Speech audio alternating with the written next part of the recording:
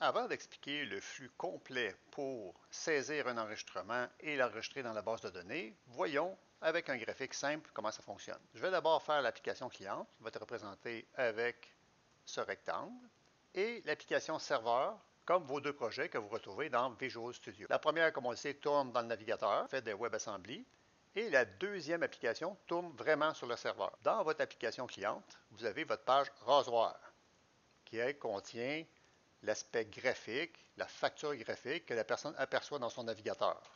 Avec la page rasoir, une autre page, celle de code, qui est associée à la vue. Cette page de code a comme extension rasoir.cs, CS pour C#.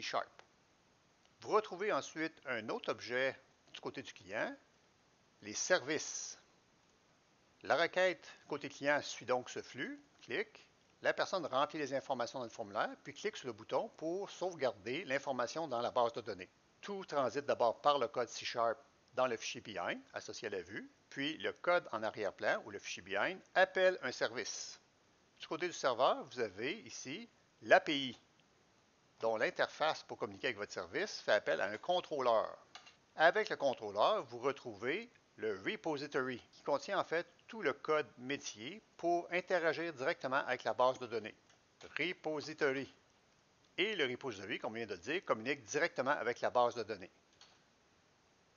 Si on continue notre flow, on était rendu à service. Donc, le service maintenant appelle l'API et la requête se compose d'un verbe comme get, put, delete.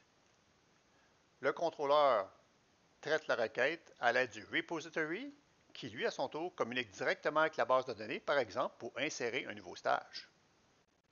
Si on regarde concrètement ce à quoi ressemble le dessin dans Visual Studio, on a nos deux projets ici, le projet client et le projet serveur. On voit que le projet serveur est en gras car lorsqu'on fait CTRL F5, c'est le projet de départ. Je clique sur le projet client. Je vais aller dans Page. La page qui me permet d'éditer des stages. Donc, c'est vraiment le premier carré qu'on a vu tantôt à gauche, en haut, dans le dessin. Puis, si je clique sur le petit triangle, j'ai ici le fichier en arrière-plan qui porte l'extension rasoir.cs. Le fichier rasoir.cs appelle un service qui est dans le classeur service. Ça appelle stage data service, qui lui, à son tour, maintenant, va dans le projet serveur, ici, dans les contrôleurs, envoyer une requête au contrôleur stage contrôleur. Le contrôleur stage fait ensuite une requête au repository qu'on voit ici, stage repository, qui lui interagit avec la base de données.